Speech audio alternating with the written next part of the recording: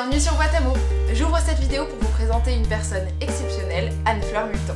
Anne-Fleur Multon, c'est avant tout une femme inspirante, engagée, féministe et accessible. Elle est l'autrice de 2 romans jeunesse, Viser la lune et Sous le soleil exactement, faisant tous les 2 parties de la saga Allô sorcière. À travers des textes aussi acidulés que doux, elle arrive à faire passer des idées positives et essentielles en toute simplicité. Je ne peux que vous recommander de la découvrir, que vous ayez 10 ou 90 ans. Bonjour à toutes et à tous et bienvenue sur Boîte à mots. Aujourd'hui, nous publions une vidéo dans le cadre du Femini Books. Nous avons décidé d'accueillir Anne-Fleur Multon. Bonjour Tom. Qui a publié en 2017 et en 2018 ses 2 premiers romans. Dans ton livre, tu mets en scène des héroïnes un peu atypiques en littérature jeunesse. Et en plus, tu abordes donc les questions du féminisme. Est-ce que pour toi, c'était important d'aborder ces questions-là, et notamment en littérature jeunesse? Alors, je pense pas que ça soit important, je pense qu'en fait, c'est nécessaire. J'avais envie que quand les petites filles le lisent, tout simplement, elles se sentent fortes à la fin, qu'elles se sentent puissantes, qu'elles se sentent importantes. On a bien trop souvent des livres avec des héroïnes passives, surtout pour la jeunesse et particulièrement le public auquel je m'adresse, qui sont les 8-13 ans, on est très poney paillettes dans les livres roses. Et moi j'avais envie d'un livre pour les filles, avec des héroïnes un peu différentes que simplement des petites nénettes préoccupées par leur apparence et par leur futur mec. Bien que ça soit jamais un problème en fait. Ce qui est le problème, c'est qu'il n'y ait que ça dans les librairies et qu'on nous donne que ça à lire parce que ça nous forme en fait la littérature. Je pense que quand on est auteur, on a la chance de pouvoir prendre la parole, c'est pas donné à tout le monde. Et cette chance, faut la saisir pour dire quelque chose. On n'écrit pas seulement des histoires de vie, on écrit de la littérature aussi qui est édifiante. Il faut en être conscient quand on s'adresse à un public de jeunesse. Et du coup, c'est pas du tout le seul thème qui me semblait nécessaire, mais en tout cas, quand on s'adresse aux filles, c'est évident qu'il faut y penser. Pour toi, l'écriture est militante, du coup? Moi, ce qui m'importe avant tout, c'est l'histoire. Enfin, je veux dire, là, on parle de féminisme, etc. Mais en fait, le fait que mes héroïnes soient fortes, le fait qu'elles montent une chaîne YouTube, qu'elles fassent des choses, qu'elles rêvent à des objectifs qui soient pas simplement comment me mettre en couple avec tel type alors qu'elles ont 12 ans, tu vois, ça nourrit une aventure. Et c'est ça qui compte en fait. Je veux quand on ouvre mon livre, on s'amuse. Je veux que les filles qui lisent, et les garçons, parce qu'il y en a quand même un petit peu, que les filles qui lisent et les garçons rigolent. Je veux qu'ils s'éclatent. Je veux qu'ils en puissent plus à chaque fin de chapitre et qu'ils veuillent aller au suivant.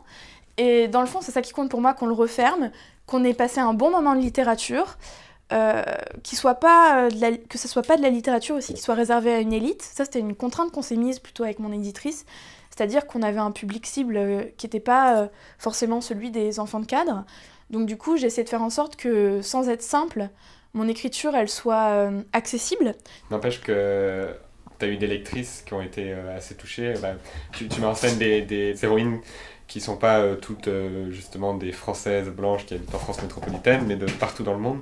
Et tu m'avais raconté justement des lectrices qui ont été touchées par ça. Est-ce que quand tu écrivais, tu avais en tête ce type de lectrice? Ouais. Exactement, en fait. J'avais exactement ce type de lectrice en tête. Moi, j'ai un peu grandi à l'étranger, et pas spécialement en France métropolitaine.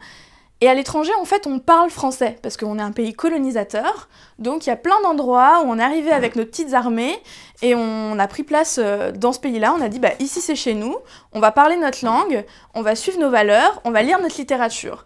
Et après ça, nous, tranquillement, on a pris les petites richesses, et on s'est contenté de s'en servir. Mais ces gens-là, ils parlent toujours français. Ils sont toujours oubliés dans la fiction, mais déjà dans la fiction française, on oublie la province. On se concentre essentiellement sur Paris, dans la littérature pour la jeunesse. Mais alors, la Guyane, la Nouvelle-Calédonie, n'en parlons pas. Et je pense que quand on est auteur, on doit avoir conscience de ça, du fait qu'on est lu beaucoup, partout, et qu'on s'adresse en fait pas seulement à la petite nénette dont la maman va à la librairie du 14e arrondissement. On s'adresse à la petite nénette qui va trouver son livre, je sais pas moi, à Leclerc, à Bordeaux. On s'adresse à la petite nénette qui a jamais vu d'héroïne noire et qui attend ça parce qu'elle a besoin de représentation.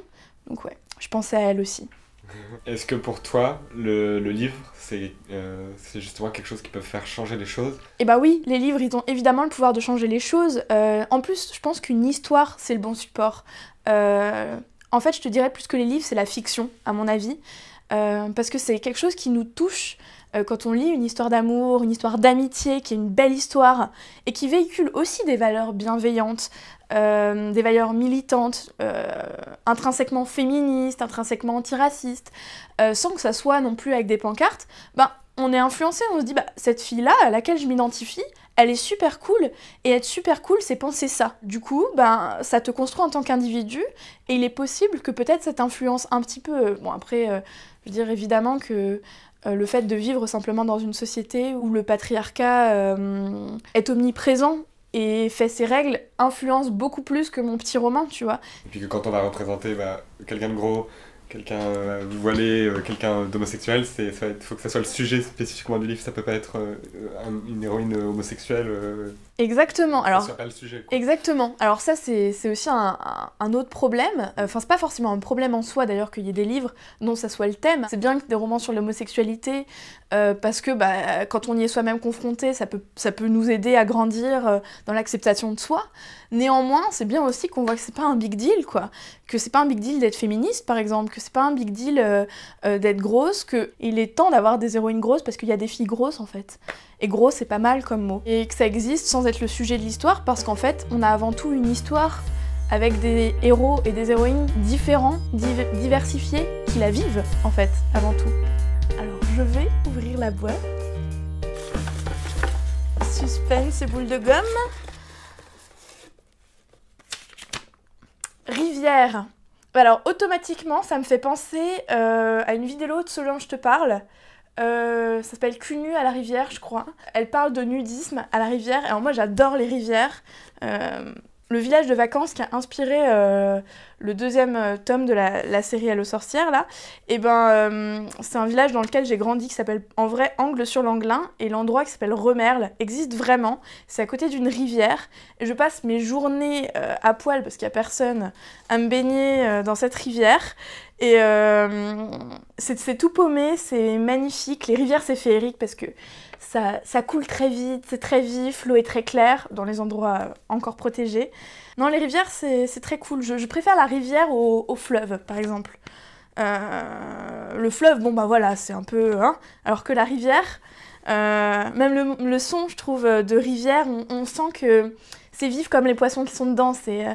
Non, j'aime beaucoup ce mot. Ça me fait rêver, ça parle d'enfance en plus, je trouve, les rivières.